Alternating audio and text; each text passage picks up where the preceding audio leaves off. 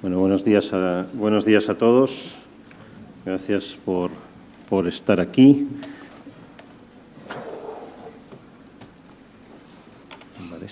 Gracias por estar aquí. Hoy tenemos el seminario de la Cátedra de Cultura Jurídica del área de Filosofía del Derecho, con la suerte de que nos acompañe perfecto Andrés Ibáñez, que por otro lado también es buen amigo de la casa y de buena parte de nosotros para gozo nuestro.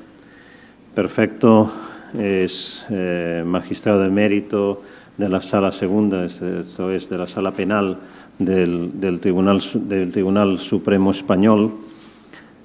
Fue en su día también miembro vocal del Consejo General del Poder Judicial, aún antes uno de los fundadores de la Asociación Jueces para la Democracia, director de la revista Jueces para la Democracia, y yo diría, un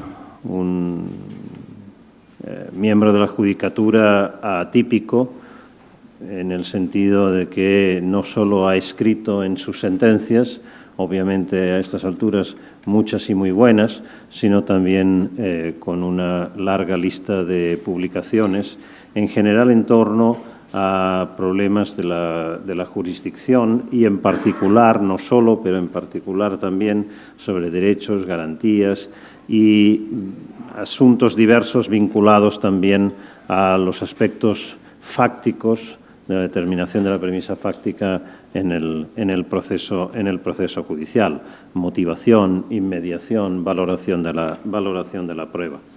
Una larga lista de libros que algunos académicos o muchos académicos envidiaríamos tener en nuestros currículums, así que no la voy a mencionar, pueden encontrar ustedes muy fácilmente. En todo caso, sí quiero decir algo, no sobre lo que se encuentra fácilmente en los currículums, sino propiamente de valoración personal. Creo que no solo por sus escritos, llamémoslo así, académicos o publicaciones, sino también y especialmente a través de sus sentencias en las diversas, digamos, instancias judiciales en las que ha ejercido perfecto Andrés, ha tenido una incidencia en el devenir de la comprensión de los problemas probatorios en el proceso judicial y en particular en el proceso penal, mucho mayor de la que seguro podemos tener cualquier académico. Y la ha tenido porque habla a los miembros del Poder Judicial, desde el Poder Judicial, con una frescura y con una capacidad de incorporación a la resolución de problemas jurídicos concretos, de análisis teóricos, de la mejor doctrina procesalista, en particular de la italiana, de la mejor doctrina de garantías de derechos y también con mucha influencia de autores italianos, etc. Y esto creo que ha tenido un impacto en la forma de comprender estos problemas también por parte de otros jueces y tribunales absolutamente fundamental, y de eso nos tenemos que felicitar absolutamente todos. Ahora nos tenemos que felicitar de que nos acompañe, y hoy nos va a ofrecer una conferencia sobre jurisprudencia penal, algunos tópicos de imprescindible remoción. Así que espero que sigamos removiendo tópicos y que nos ayudes mucho a ella. Muchas gracias, perfecto, y es tu tiempo y tu palabra. Bien, pues buenos días. Primero, unas palabras de agradecimiento a la Cátedra de Cultura Jurídica por esta invitación que me ha permitido estar estos días aquí compartiendo actividad con un grupo excelente de colegas brasileños con los que lo he pasado francamente bien. Y ahora, gracias a Jordi por sus palabras de amigo, en las que habría que introducir alguna corrección a la baja, que obviamente agradezco de veras. Pensando en un seminario así, de pequeño formato, para hablar con colegas o con personas próximas a los problemas profesionales que a una persona como a mí le interpelan, pensé en algunos tópicos de la jurisprudencia porque en años recientes, y todavía, yo, pero no solo yo, hemos experimentado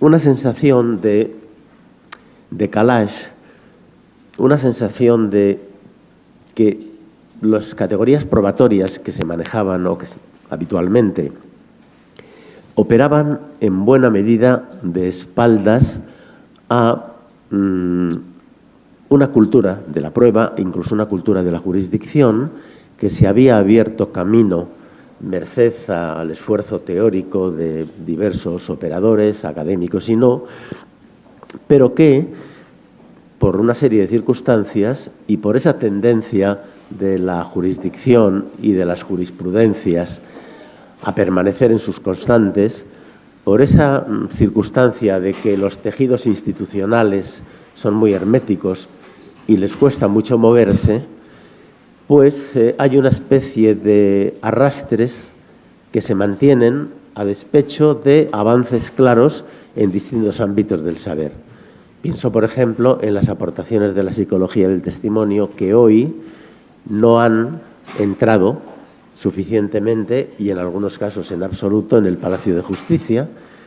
Y pienso también en pautas, diría que elementales, de filosofía de la ciencia, de teoría del conocimiento, que siguen estando al margen de la cultura de los jueces, cuando todo el problema, toda la temática de la decisión, por ejemplo, pues permanece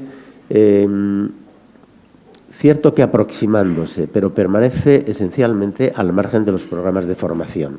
Y curiosamente, en los programas de formación académicos, si ha tenido entrada, no es por la vía que parecería razonable del derecho procesal, sino por la vía de la teoría y la filosofía del derecho.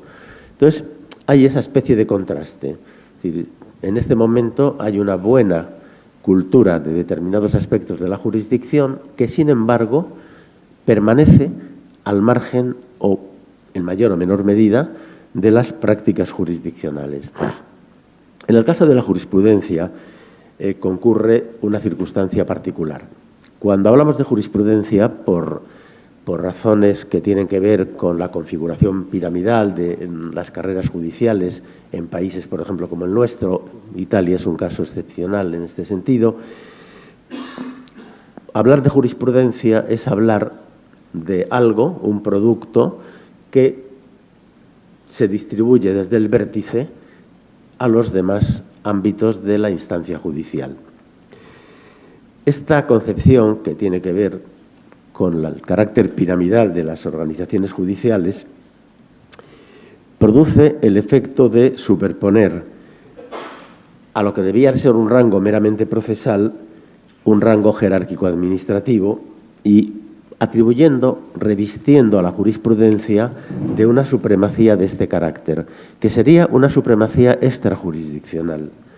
Es decir, por el hecho de que las soluciones jurisprudenciales que se pronuncian en el vértice y que deberían tener como particularidad más saliente la de ser importantes por ser últimas, aparecen siendo importantes porque estarían revestidas de un plus de imperatividad por la circunstancia no del contenido de las mismas, sino del rol jerárquico administrativo, incluso en cierta medida político, de la instancia que pronuncia esas resoluciones de último nivel, ¿no?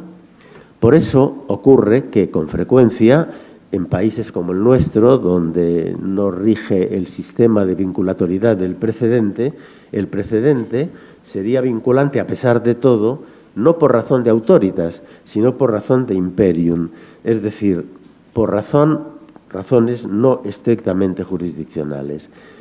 Hay un cierto extrapoder jurisdiccional que además tiene antecedentes históricos. Es curioso, los tribunales europeos del antiguo régimen, los grandes tribunales, en un momento en que imperaba el criterio de la prueba legal, decidieron decidir con base en la libre convicción, cuando la libre convicción todavía no había sido asumida, porque incluso todavía las aportaciones del pensamiento ilustrado no habían tenido lugar, ¿no? se abrieron camino de esta manera y hay autores que lo señalan y es interesante que, por ejemplo, Ayel lo recoge, la opinión de un autor francés de la época que dice que los tribunales, el alto tribunal de la ciudad francesa de Toulouse, decide en souveraineté, decide en soberanía, es decir, decide porque sí, porque puede hacer lo que dice y puede imponerlo, ¿no? Y también Thomasius explicaba en algún momento de estos tribunales que decidían según equidad, no a tenor de la ley y prescindiendo de las formalidades del juicio. Pues bien, yo creo que de una forma más discreta, hoy, de alguna manera, este modo de ser de la jurisprudencia pervive. Pervive en alguna medida, por lo menos, en nuestra realidad. Un primer ejemplo que quería traer aquí tiene una data relativamente antigua, una sentencia del año 1902.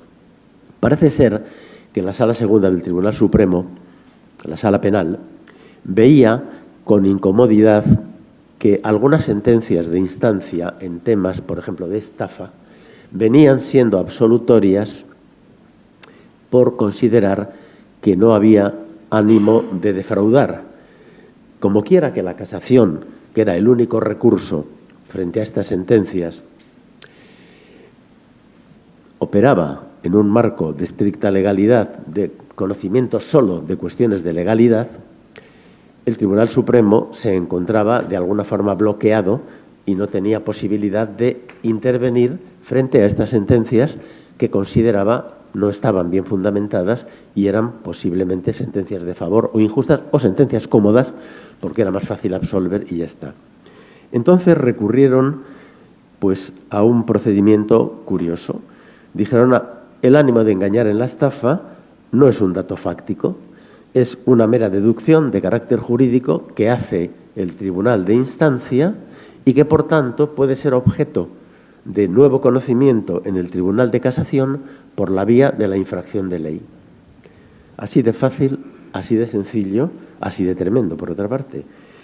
Pues bien, la verdad es que la intención era evitar una arbitrariedad, pero se dio lugar con ello a otra tremenda arbitrariedad y, además, una arbitrariedad que introducía distorsiones importantes de carácter conceptual. Desde entonces, hasta época relativamente reciente y aún hoy, no es difícil encontrar en nuestra jurisprudencia de todas las instancias afirmaciones en las que se escatima el carácter fáctico a los factores intencionales y se sigue postulando con frecuencia que deben ser tratados en los fundamentos de derecho, pero no al operar con la prueba y al tratar de fundar definitiva los hechos probados en el ámbito probatorio. En el Tribunal Supremo ha habido una especie de toma de conciencia de que esto no era fácil de sostener y hubo un momento en el que se decía, bueno, elemento fáctico no, fáctico jurídico o jurídico fáctico. Hoy sigue pesando la vieja doctrina, la vieja concepción, pero ya es fácil ver en sentencias de ahora que se afirma y se opera con esos datos como elementos de hecho que, por tanto, están sometidos a las exigencias de control que permite la presunción de inocencia como regla de juicio. Pero sigue pesando ese viejo arrastre muy inscrito, ¿no?, en el tejido institucional que no acaba de desaparecer. Otro tema que me parece también muy interesante es el tema de la distinción presunción de inocencia in dubio pro reo. Según el Tribunal Constitucional, y es algo asumido por el Tribunal Supremo, la presunción de inocencia entraría en juego en los casos de vacío probatorio. Entonces, si se produce una condena y resultase que se ha producido en una situación de vacío probatorio y, a pesar de todo, la última instancia jurisdiccional ordinaria, el Tribunal Supremo, la mantuviese, podría recurrirse en amparo ante el Tribunal Constitucional. Y si el Tribunal Constitucional advirtiese que efectivamente se ha producido un vacío probatorio, podría conceder el amparo. Ahora bien, el Tribunal Constitucional dice, es preciso para que el principio de presunción de inocencia experimente una vulneración, es preciso que haya vacío probatorio. Eso es lo que determinaría el carácter constitucional del problema, del tema. Sin embargo, si hay un mínimo de actividad probatoria, no hay vacío probatorio.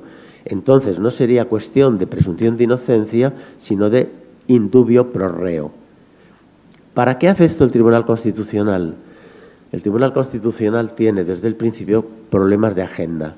Los recursos de casación son muy abundantes y una manera de aligerar la agenda es establecer esta distinción. Pero claro, es una distinción que plantea un serio problema conceptual, porque ¿cómo distinguir presunción de inocencia de indubio pro reo? Sinceramente, yo creo que se incurre en una falacia. Dice el Tribunal Constitucional y el Tribunal Supremo que una cosa es la existencia y otra la valoración, y postula que la existencia de prueba es algo que podría verse como desde fuera, sin entrar en la valoración. Pero claro, a mí me parece que el problema no es saber si ha habido prueba, que la hay siempre. Siempre alguien propone medios de prueba. El fiscal siempre propone pruebas. El problema es ver si ha habido prueba que pruebe. ¿Y cómo se puede saber si ha habido prueba que pruebe sin entrar en la valoración? Por tanto, es una ficción que se ha llevado a cabo en la práctica o se ha instalado en la práctica por motivos pragmáticos, pero que no puede sostenerse. ¿Por qué? Porque el recinto de la presunción de inocencia es un recinto en el que estamos todos y del que solo se puede salir con la llave de una certeza probatoria de cargo. Si no hay certeza probatoria de esa índole, estaríamos en el indubio, pero dentro del recinto de la presunción de inocencia, del que no podríamos salir sin una prueba de cargo bien acreditada. Por tanto, me parece que este es otro tópico que también merece ser revisitado. No acaba de serlo, ¿no? Y sobre todo porque la idea, el Tribunal Supremo utiliza como criterio, dice bien, la prueba de instancia pertenece a la soberanía del juzgador. El juzgador de instancia es el que conoce de la prueba por razón de inmediación, por razón de que principio de contradicción, etcétera, sobre todo de inmediación, y entonces el Tribunal de Casación lo único que podría hacer es ver si la valoración ha sido, si el tratamiento de la prueba ha sido racional. Pero claro, el tratamiento racional de la prueba está en la racionalidad de la atribución de valor, con lo cual siempre que se trata de hablar, de establecer la calidad del tratamiento de la prueba, resulta inevitable entrar en el ámbito de la valoración. No hay posibilidad porque la prueba no tiene existencia per se, existencia objetiva, no prueba si no es en un contexto y dándose determinadas circunstancias.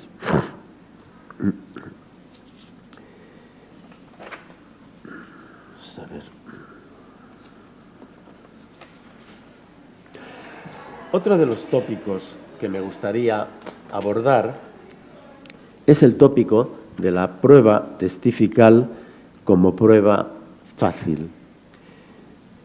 Históricamente, entre nosotros, la prueba testifical se ha considerado una prueba de fácil apreciación porque, en virtud del principio de inmediación, el tribunal que conoce de la prueba, oyendo al testigo y al imputado y viéndolo, es decir, en esa combinación de lenguaje verbal y lenguaje gestual, tendría una capacidad especial, a veces parece que carismática, para calibrar la veracidad de lo manifestado.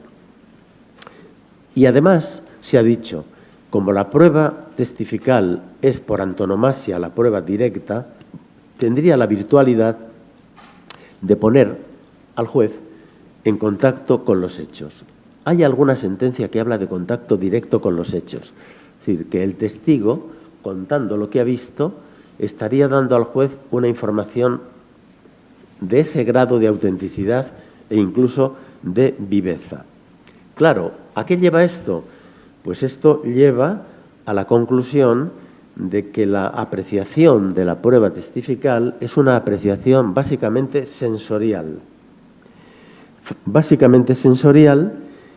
Y al ser una apreciación sensorial no precisa de una especial motivación, pero tampoco podría ser conocida por otra instancia, porque lo que se produce en el ámbito de la inmediación tiene esa particularidad, no es transferible para quien no haya participado de esa especie de momento mágico en el que el testigo se manifiesta ante el juez.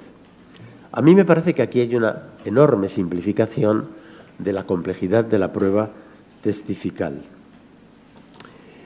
Es curioso que en este momento esta concepción, que pertenece a la vieja filosofía de la prueba, que es incluso, diría, de estirpe carnelutiana, que ha sido cuestionada con muy buen fundamento por autores como Tarufo, tiene una vigencia, a mí me parece que habría que decir insólita, en la jurisprudencia incluso del Tribunal Europeo de Derechos Humanos, que en este momento está considerando que el juicio de instancia, en el caso de sentencias absolutorias, no puede ser revisado en sentido condenatorio si no ha habido inmediación y si no se ha recibido en la segunda instancia de nuevo las pruebas personales.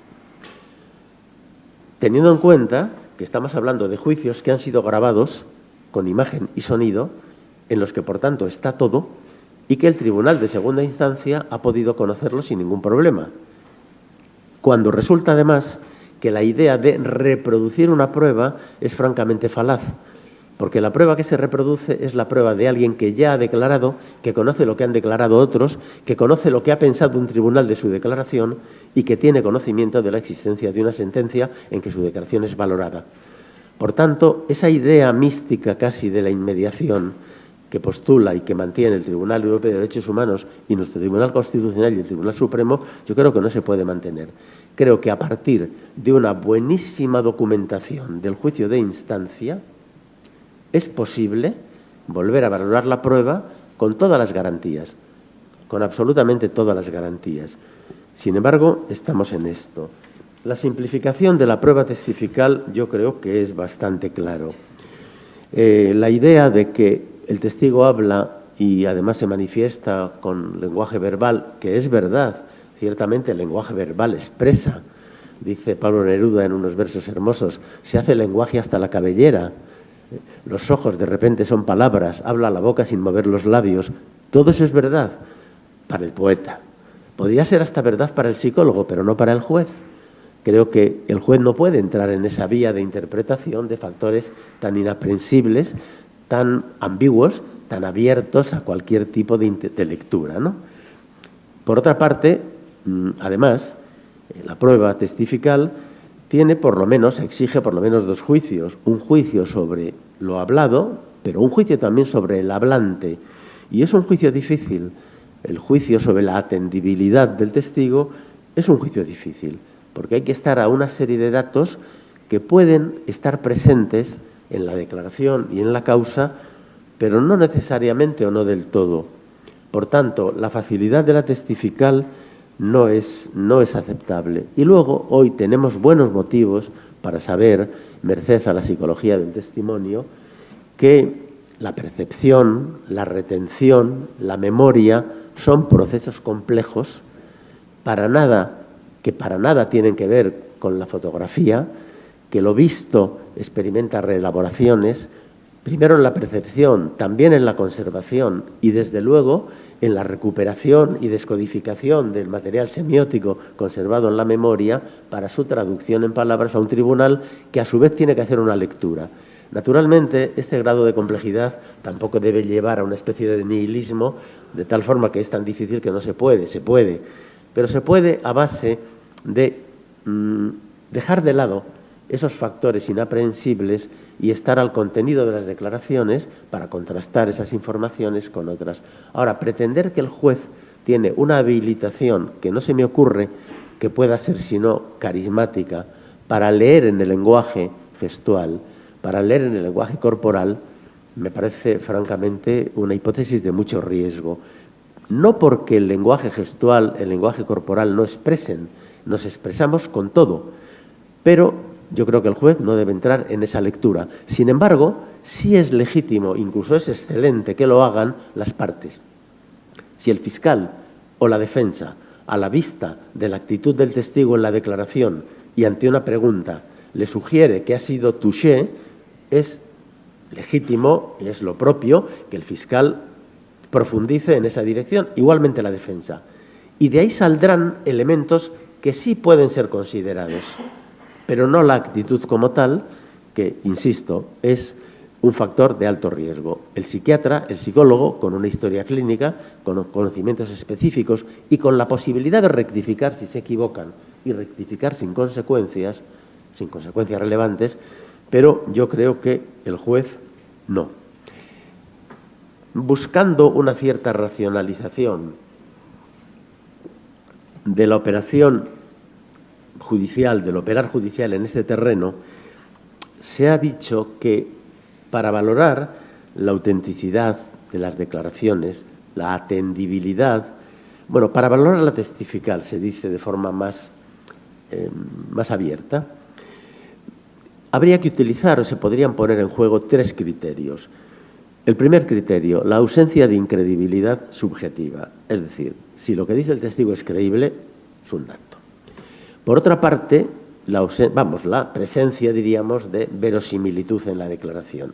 Cierto, si la hipótesis es verosímil, por otra parte es una obviedad, porque si fuera inverosímil habría que dejarlo y ya está. Y por último, se tiene en cuenta también la persistencia en la declaración, porque, como sabéis, como saben, en el proceso normalmente los testigos, el imputado, declaran a lo largo de una serie de momentos. Estos parámetros, ausencia de incredibilidad, verosimilitud y persistencia en la incriminación, se vienen utilizando como criterios de valoración de la testifical, es decir, como si sirvieran para valorar los elementos de prueba de fuente testifical, cuando en realidad, de tener algún valor, sería para medir la atendibilidad del testigo. Es decir, si el testigo es verosímil, si el testigo no tiene razones, motivos espurios que consten y si persiste, si es coherente. De ahí podríamos decir, bueno, si se dan estas circunstancias, lo que podemos hacer es atender al contenido de la declaración, pero el contenido de la declaración todavía no ha entrado en juego. Habrá que valorarlo en función de otros datos. ¿Qué está pasando en la práctica? Pues que estos criterios de valoración de la atendibilidad del testigo están siendo tomados con mucha frecuencia como criterios de valoración de la testifical tut quod, con lo que se opera en el fondo con un criterio propio de la prueba legal. Se dice, abstracta verosimilitud del relato, más ausencia de móvil espurio, más reiteración, luego lo que dice es verdad. Con lo cual, insisto, esto es trasladar a un ámbito de libre convicción en el que la testifical compleja debe ser valorada atendiendo a determinados parámetros, trasladar, digo, un criterio de prueba legal. Así, por ejemplo, en una sentencia de una audiencia provincial, sentencia muy reciente, se decía: jurisprudencia reiterada del Tribunal Supremo concede valor suficiente para desvirtuar la presunción de inocencia a lo manifestado por un testigo ajustándose a estos requerimientos, los que he dicho. No puede ser. El Tribunal Supremo habrá dicho estos criterios pueden ser utilizados, pero estos criterios no garantizan la calidad de los elementos de prueba de fuente testifical. Es decir, si el testigo, analizado conforme a estos criterios en su actitud como testigo, no supera ese umbral, la testifical habrá que desecharla. Pero si lo supera, no es que lo que diga sea necesariamente valorable en un sentido o en otro, habrá que ver. Es decir, que esto abre la puerta a la valoración de lo declarado. porque el declarante parece merecer fiabilidad, pero nada más. Hay un tema que ha tenido y tiene en este momento muchísima incidencia, en el que estos criterios son objeto de empleo muy común. Es el caso del único testigo víctima. No les oculto que esta prueba, la del único testigo víctima, está teniendo mucha importancia en los casos de agresiones sexuales y de violencia conocida como de género. Estos casos, que se producen en una relación estrecha entre dos personas y normalmente sin testigos. Pues bien, hay un criterio jurisprudencial que dice que es necesario atribuir valor convictivo al testimonio del único testigo víctima, porque si no se hiciera, muchas conductas producidas en la clandestinidad quedarían impunes. Es decir, dada la gravedad de determinadas conductas y habida cuenta de que por haberse producido en un ámbito de clandestinidad podrían quedar impunes, volvemos al régimen de la prueba privilegiada, al in atrocissimus tan justamente denostado por Beccaria y por Filangieri. A mí me parece que el hecho de que determinados delitos se produzcan en la clandestinidad, de que sean gravísimos, no nos autoriza a rebajar un estándar de prueba que no puede depender de los estados de opinión, no puede depender de la gravedad del delito, ni tampoco de la demanda social. Y es que la presunción de inocencia, los tribunales constitucionales, y no solo, tienen tendencia a decir, cuidado, los derechos fundamentales no son absolutos. Y es verdad, el derecho a la libertad no es absoluto. La prisión provisional convive con el derecho a la libertad, yo creo que malamente, pero convive, como convive mal con el principio de presunción de inocencia. Pero es que el principio, el derecho a la presunción de inocencia, es un derecho absolutamente absoluto. Es decir, no existe ninguna razón legal y menos constitucional para que en una categoría de delitos se pueda rebajar el estándar y decir, bueno, en estos la presunción de inocencia se atenúa, que es lo que se hacía en el proceso penal del antiguo régimen, propter enormitatem delicti licitum est jura transgredi. Ante un delito enorme el juez puede transgredir el derecho y puede recurrir a la pena extraordinaria. Bien, pues bien, aquí tenemos la circunstancia esta que ya digo, opera por la presencia de una delincuencia francamente odiosa que tiene una incidencia estadística notable y que produce impunidad, efectivamente, pero no se puede recurrir a coartadas de esta naturaleza porque los efectos serían todavía peores. Se dice, y es otro tópico jurisprudencial que a mí me llama mucho la atención, se dice, cuando se trata de delitos cometidos en la clandestinidad, se dice, es que nadie, esto es literal, tomado de informes del fiscal, tomado de alguna sentencia, nadie debe padecer el perjuicio de que un suceso se desarrolle en la clandestinidad. Lo que pasa es que de ese nadie se excluye al inculpado. El inculpado sí, porque como es un delito que se desarrolla en la clandestinidad, el estándar, diríamos, universal de prueba, aquí no juega. Nadie debe, de acuerdo, nadie, pero tampoco el imputado. Una manera de salir del paso, de reforzar la calidad de la convicción en situaciones de esa naturaleza, es el criterio elemental, por otra parte, de la corroboración. Pero ocurre una cosa, el Tribunal Constitucional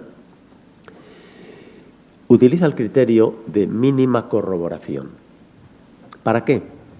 También para decir, si existe una mínima corroboración, porque vamos a ver, la declaración del único testigo sin corroboración y sobre todo la declaración del coimputado, la declaración heteroinculpatoria del coimputado, si no tiene algún elemento de corroboración, según el Tribunal Constitucional no tendría valor probatorio de cargo.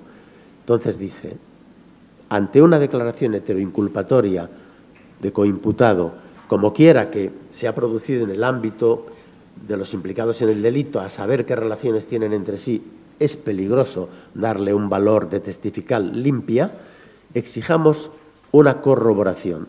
Y dice el tribunal, para que haya materia constitucional, para que nosotros podamos conocer en amparo de esa prueba, debe no haber habido una mínima corroboración. Si hay una mínima corroboración, sería materia jurisdiccional, pero no constitucional.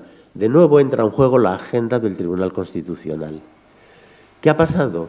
Que los tribunales, con frecuencia, dicen, basta una mínima corroboración. Y no, la mínima corroboración le basta al Constitucional para decir esto es jurisdiccional y no constitucional. Pero la corroboración no puede ser mínima.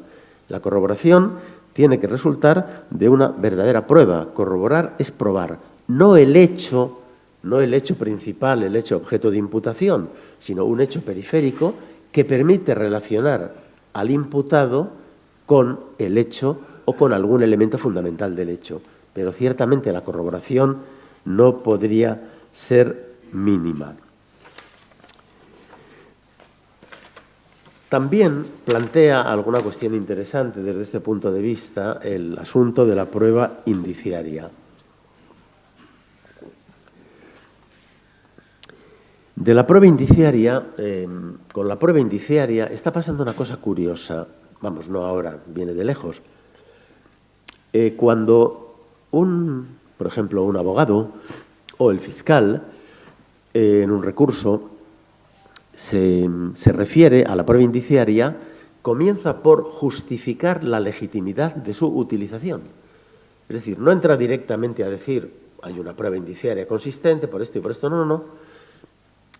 Tiene necesidad de justificar su utilización como si realmente estuviera en presencia de una prueba cuestionable por naturaleza.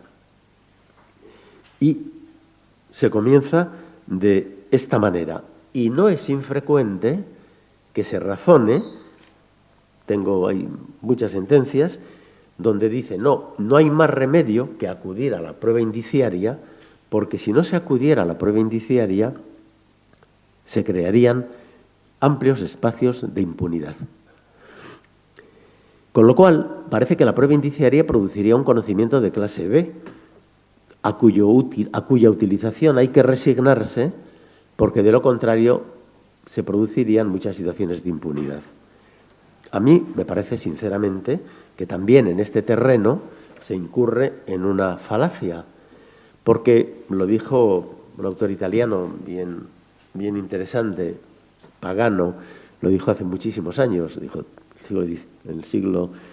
en el XVIII italiano, napolitano, dijo, toda prueba es indiciaria, y efectivamente esto hoy lo sabemos bien, incluso la testifical supuestamente tan directa tiene en su valoración, hay una serie de mediaciones, Bien.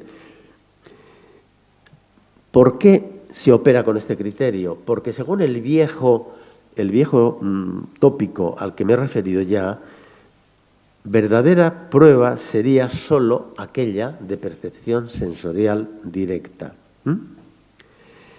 Y hay alguna jurisprudencia, hay una jurisprudencia del Tribunal Supremo que se sigue reiterando en la que se dice, en la valoración de la prueba hay un primer nivel que depende de la percepción sensorial y que está condicionado por la inmediación.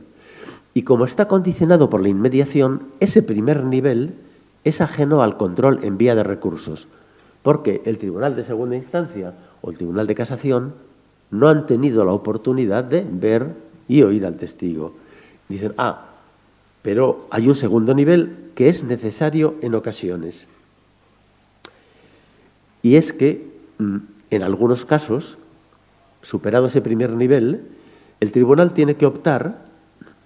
Y esto ya, la opción, depende de una valoración, de una elaboración racional y argumentativa.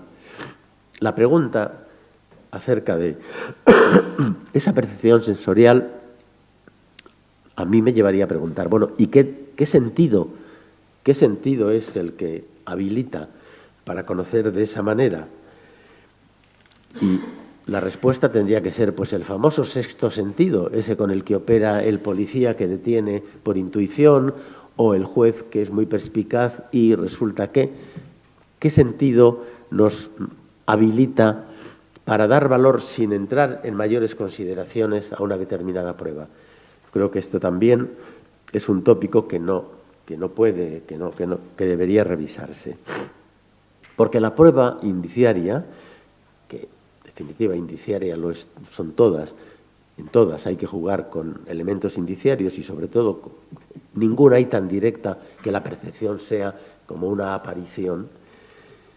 Pues bien, no hay entre la prueba calificada directa, según el tópico, y la prueba indiciaria, no existe ninguna diversidad ontológica, no existe ninguna diversidad de estructura y tampoco existe ninguna diversidad de rendimiento, siempre que se haya operado bien. Porque la prueba testifical, que es la aparentemente fácil, tiene una extraordinaria dificultad. Hay también un jurista ilustrado, Maximiliano Murena, muy interesante, también napolitano y también del 18, que llama la atención, cosa que no es normal y menos en esa época, ni siquiera en la actual, sobre las dificultades de la testifical. Advierte al juez, cuidado con la testifical, que no es una prueba fácil. Pues seguimos viviendo del tópico de la facilidad de la testifical. Hay otro ámbito del tratamiento de la prueba que me parece también interesante. Nuestra jurisprudencia, tanto del Tribunal Constitucional como del Tribunal Supremo, afirma sistemáticamente que las auténticas pruebas son solo las practicadas en el juicio oral con inmediación y contradicción. Excepcionalmente, valdrían las practicadas con las formalidades de la ley en el ámbito de la instrucción, siempre que se reproduzcan en el juicio. Según esto, tendríamos tres modalidades de contradicción.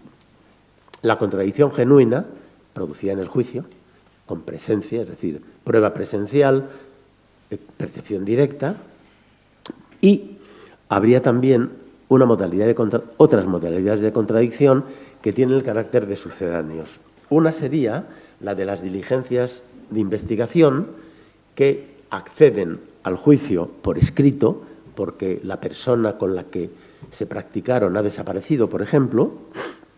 Otra sería la declaración policial del imputado, la declaración del imputado en la policía, que es llevada al juicio por el policía que la recibió. Aquí abro un paréntesis para decir que esto está siendo posible en nuestros tribunales, pero que, por ejemplo, el Código Procesal italiano tiene una norma que lo prohíbe. No se puede declarar sobre lo declarado por el imputado, porque eso dejaría sin efecto, vulneraría el derecho al nemo tenetur, al silencio. Sin embargo, aquí se está admitiendo, sobre todo en algunos procesos por terrorismo que plantean problemas muy delicados. Y, por otro lado, otra vía también de acceso de valoración, de tratamiento como efectivamente contradictorio cuando no ha habido, es en aquellos casos en que al declarante se le oponen declaraciones producidas con anterioridad, pero no solo para contrastar la veracidad, sino para dar por cierto lo manifestado por el imputado en un momento anterior, que en rigor no sería prueba. En estos casos se opera con una especie de trampa conceptual. Se dice, se han observado las formalidades legales y jurisprudenciales, luego la prueba es valorable y además en sentido positivo. Luego ha habido contradicción y, por tanto, la prueba. De ahí resulta que leer sería lo mismo que oír y que establecer interlocución actual, y oír a unos policías que declaran sobre lo declarado por el imputado sería como oír al imputado. Evidentemente es una falacia que confunde dos planos, el plano jurídico formal y el plano epistémico. Lo que en el plano jurídico formal convengamos que es válido, porque tiene una cierta regularidad que es la exigida por la ley, esto, no cabe duda, da un cierto valor, pero jurídico. Otra cosa es que además las aportaciones obtenidas por esa vía jurídicamente regular puedan o no producir efectos en el plano epistémico, algo que ya no es exactamente una valoración jurídica. Pues bien, es frecuente perder de vista esta distinción necesaria que tiene mucho que ver con un déficit de nuestra cultura, en la que los jueces, los abogados, hemos sido fundamentalmente operadores jurídicos, pero se ha perdido de vista que también debemos ser operadores conocedores, racionales, y que la obtención de un conocimiento válido sobre hechos, un conocimiento empírico, se rige por unas reglas que no son jurídicas y que nos comprometen a adquirir un determinado bagaje que obviamente no está en los libros de derecho. Por fortuna empieza a estar en las facultades de derecho, aunque no esté en los libros de derecho. Pero lo cierto es que aunque se viene diciendo que una declaración escrita leída en la audiencia sin presencia del declarante, se viene diciendo que eso establece contradicción, permite contradecir, en la práctica no hay contradicción. Lo decía muy bien Sócrates en el Fedro, cuando dice que la palabra escrita majestuosamente calla y que significa siempre lo mismo. Es decir, efectivamente, significa siempre lo mismo, con lo cual no hay posibilidad de contradecir. Hay otro campo problemático que me parece muy interesante. He hablado en una de las intervenciones de ayer, antes de ayer, de él, pero he dejado algunos aspectos para tratarlo hoy porque me parece que tiene mucho interés y además presenta, yo creo que a gran formato, lo que creo que constituye una auténtica falacia.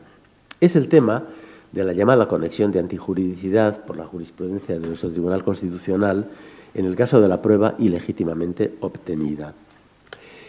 En nuestra jurisprudencia, en nuestro derecho, podemos decir, la presunción de inocencia solamente se puede destruir con prueba válida. La prueba inválida debería no servir para destruir la presunción de inocencia del imputado. Además, tenemos un artículo, un precepto en la Ley Orgánica del Poder Judicial, el 11.1, que dice que es prueba ilegítimamente obtenida, no utilizable, la que directa o indirectamente se haya producido con violación de un derecho fundamental. Por tanto, directa o indirectamente. Este planteamiento fue acogido por la jurisprudencia a partir de la entrada en vigor de la Ley Orgánica en 1985, no sin cierta incomodidad, porque a los tribunales, sobre todo viniendo de otra cultura, les costaba trabajo admitir que una prueba podría ser declarada inutilizable una vez obtenida y, además, respondiendo a una cierta verdad material. Pero se producían sentencias diciendo, mire, no, ha sido ilegítimamente obtenida, con vulneración de un derecho fundamental, luego absolución. Y, bueno, hubo bastantes sentencias de este perfil. Sin embargo, el año 1988, el Tribunal Constitucional da un paso en virtud del cual dice, no, es que, vamos a ver, la ilegitimidad probatoria no viaja sistemáticamente, necesariamente, con el conocimiento obtenido en virtud de la prueba ilegítima. A pesar de que la Ley Orgánica dice directa e indirectamente, el Tribunal Constitucional entiende no necesariamente la antijuridicidad se traslada a lo largo de los distintos momentos del proceso con la información teñida de ilegitimidad. Caso paradigmático, una entrada y registro en un domicilio producida sin autorización judicial. Se obtiene el típico cargamento de droga, pues bien, sería el caso paradigmático de prueba ilegítima. Ese conocimiento de la existencia de la droga en poder del imputado se desplazaría a lo largo del proceso en distintos momentos. Pues bien, el Tribunal Constitucional ha distinguido un plano naturalístico o natural y un plano jurídico. En el plano naturalístico operaría en la transmisión del conocimiento, efectivamente. A lo largo del proceso se ha sabido y ya se sabe definitivamente que la prueba fue mal obtenida por falta de autorización judicial para intervenir en esa vivienda. Dice, pero eso quiere decir que la antijuridicidad del acto inicial se transmita también a cualquier tipo de prueba que tenga que ver con esta, prueba refleja, y entonces se llega a la conclusión el Tribunal Constitucional y ya todos los tribunales, de que la prueba, de que la ilegitimidad no viaja con el conocimiento, que puede apearse en algún momento, por decirlo en términos coloquiales. ¿Cuándo? Pues cuando se produce una atenuación del nexo, porque, por ejemplo, media una confesión del imputado. Así sucede que se ha producido la prueba ilegítimamente adquirida, se llega al juicio oral y en el juicio oral, a pesar de que es claro que la prueba ha sido ilegítimamente adquirida, el fiscal pregunta al imputado, bueno, pero usted tenía en su casa un cargamento de cocaína destinado a la venta. Imaginemos que el imputado pues no tiene conocimientos de jurisprudencia, tampoco su defensa ha sido muy brillante informándole, y el hombre, rendido ante la evidencia, y porque no distingue de inexistencias procesales e inexistencias materiales, pues dice, sí, claro, yo lo tenía. Y entonces dice, prueba independiente. ¿Por qué independiente? Porque la entrada en juego de las garantías procesales en el momento de la declaración rescindirían el nexo. Yo, sinceramente, creo que se está en el terreno de la falacia. ¿Por qué? Porque la pregunta de la acusación dirigida al imputado sobre la existencia del cargamento de droga en su domicilio es una pregunta capciosa teñida gravemente de ilegitimidad. Es una pregunta ilegítima porque se está ocultando al imputado una parte de su contexto de derechos, de tal manera que si el imputado dijera no lo tenía simplemente por estar bien informado, no podría ser condenado. Entonces se juega a la sorpresa, a ver lo que dice, a ver si dice sí. Y haya habido algún caso de dos imputados responsables de ese mismo cargamento en el que uno ha dicho sí y otro no, y el que dice sí es condenado y el que dice no es absuelto. Un caso precisamente de la Audiencia de Barcelona. Aquí se está importando un régimen de exclusiones probatorias y el tratamiento típico del derecho norteamericano, en el que lo que se busca es el efecto disuasorio, el deterrent effect, ¿no? Pero nada más. Sin embargo, en nuestro derecho tenemos unos derechos fundamentales, procesales, de rango constitucional, que no pueden ser mediatizados de ninguna forma. Y se dice, bueno, pero es que hay conexión natural y conexión jurídica. Pues no hay conexión natural porque no veo cómo se puede abstraer la determinación jurídica en un tipo de actuaciones que se hacen en papel de oficio por sujetos institucionales, en medios institucionales y todo reglado conforme a derecho. ¿Dónde está la naturalidad esa que parece que se resiste a la impregnación jurídica? Se dice también que la prueba sería independiente y por eso valdría, pero tampoco es verdad, porque los derechos del imputado en el momento de la declaración en juicio operan con carácter actual, pero no retroactúan para sanar una ilegitimidad constitucional producida en un momento anterior, a tal extremo que el interrogatorio del fiscal, tomando ese conocimiento que no sería utilizable por la ilegitimidad, sería un interrogatorio ilegítimo, incluso capcioso, según los términos de la Ley de Enjuiciamiento Criminal. Hay otra falacia que se utiliza también para legitimar este modo de operar. Se dice, bueno, pero la confesión, en todo caso, el imputado tiene derecho a confesar. Y yo digo, es que no es confesar, es confesarse. Confesarse por razones de catarsis. Pero para confesarse hay otros tribunales que no son los de justicia y que están pues, en los templos de las distintas religiones. Pero el Tribunal de Justicia no puede ser utilizado por el imputado para una labor de catarsis y el conocimiento ilegítimo no puede ser rehabilitado de esa manera. Por otra parte, a veces se opera y dice, bueno, pero esto es una falacia porque la droga existe. Digo, claro, la droga materialmente existe. El problema es que no pasa el filtro de constitucionalidad y no estamos diciendo que la droga se convierta en no droga o en droga legal. No, la droga sigue siendo... Pero lo que pasa es que no ha podido traspasar el umbral del proceso.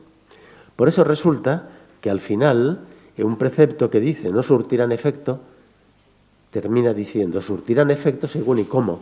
Y lo tremendo es que se atribuye a los tribunales una discrecionalidad que a mí me parece enorme.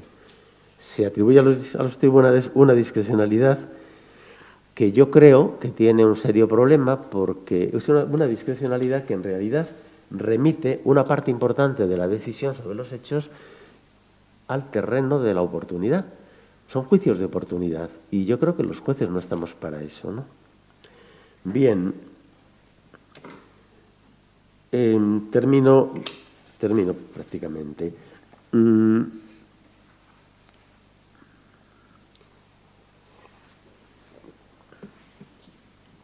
Tenemos, históricamente, hay un problema.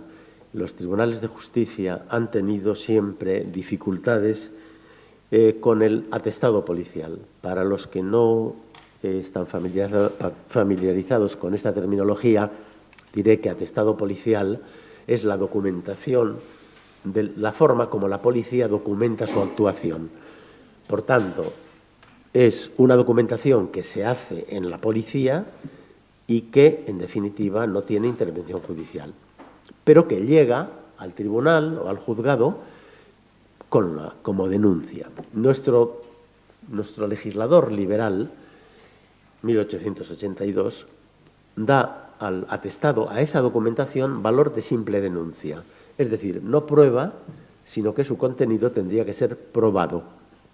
Pues bien, los tribunales han tenido siempre, los jueces y tribunales y los fiscales, un problema con esto, porque, claro, es frecuente que los detenidos, los imputados en la fase inicial de la imputación policial, declaren y digan cosas que luego no dicen cuando llegan ante un juez o ante un tribunal, porque indudablemente la coacción ambiental, y a veces no solo ambiental, no se produce de la misma manera en un sitio que en otro.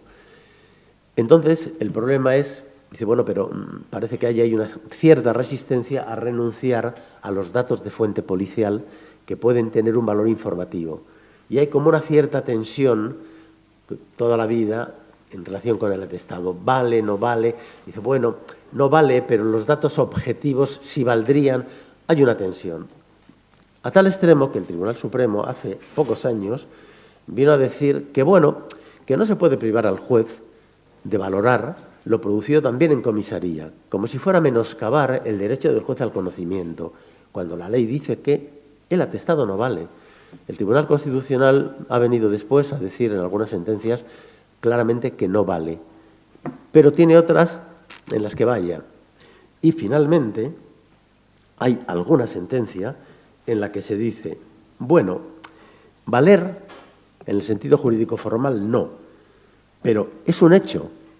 La declaración policial es un hecho que se ha producido y como tal sería susceptible de consideración.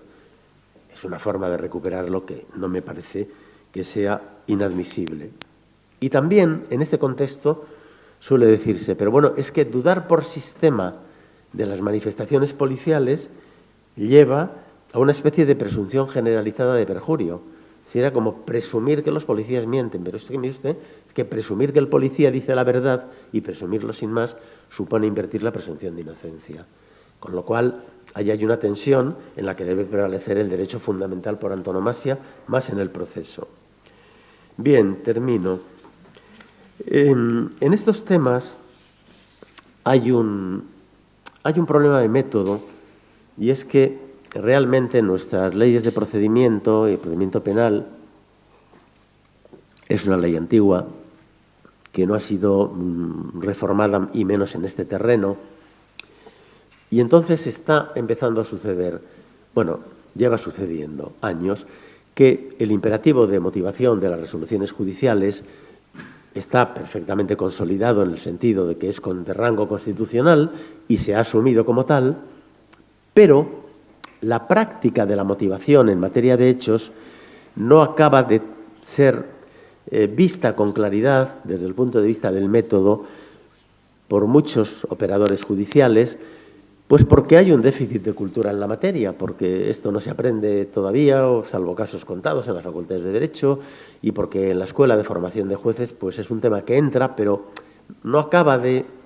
Entonces es frecuente que el tema de la motivación de la prueba se haga no con carácter general, abordándola en un área de la sentencia dedicada específicamente, sino en el momento de la autoría. Se dice los hechos, se narran los hechos y luego se dice son constitutivos del delito y luego, en un espacio aparte, se dice el imputado es autor por esto y por esto. Y ahí se entra en la justificación de la autoría. Pero claro, ya se está dando por cierto que el hecho como tal está suficientemente acreditado. Y si se trata de justificar la autoría, ahí parece un movimiento inevitable que lleva a sobrevalorar la prueba de cargo y a prescindir de la de descargo, con lo cual fácilmente se introduce un desequilibrio. Es una cuestión de método que exigiría un abordaje serio por parte del legislador, que obviamente el legislador no puede dar pautas de valoración de la prueba, pero sí podría, muy bien y debería, establecer unas pautas relativas a la configuración de la sentencia y a exigir que en la sentencia tenga que existir un espacio en el que se razone de una manera efectiva sobre... Bien, con esto, por mi parte, habría terminado. Solamente quería decir, y ya como cierre, enlazando con lo que manifesté al principio, que efectivamente el sistema de instancias sugiere una verticalidad en la transmisión del conocimiento. Es decir, que en los tribunales, conocimiento válido, por tanto jurisprudencia en sentido fuerte, es efectivamente la que viene del tribunal que tiene atribuida la nomofilaquia. Y es verdad que es así, es decir, el Tribunal Supremo las Cortes Supremas tienen atribuida esa función. Y es una función importante, pero que tiene la particularidad de tener un valor, el valor que tiene, porque se produce en última instancia, porque es la última palabra. Pero esto no implica necesariamente una superioridad de rango desde el punto de vista jurisdiccional en organismos jurisdiccionales en los que todos los momentos de ejercicio de la jurisdicción tienen igual dignidad, porque la jurisdicción es un poder difuso que no admite estatus jerárquico ni jueces supraordenados a otros. De modo que una cosa es la cadena de instancias que efectivamente hace que mi sentencia sea vista por un tribunal procesalmente superior, pero no jerárquico administrativamente superior. Entonces, en este sentido, yo creo que sería importante, y a las Cortes Supremas les cuesta aceptarlo, reconocer que una cosa es que la jurisprudencia derive desde arriba por razón de nomofilaquia, pero otra cosa sería reconocer que la jurisprudencia es un producto coral, es un producto que se hace a muchas voces y que el juez, el juzgador de instancia, que es el primero que se enfrenta con el caso, con muchísima frecuencia dice cosas que se mantendrán luego siempre porque son inamovibles, porque son fruto de un conocimiento de primera mano de datos fundamentales.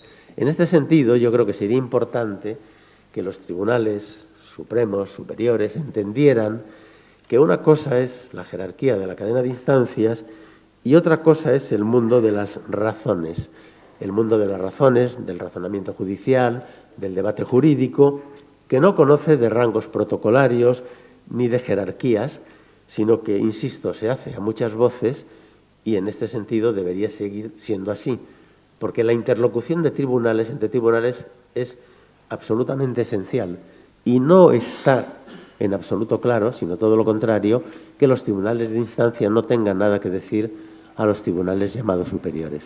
Pues bien, aquí me quedo. Muchísimas gracias por la atención.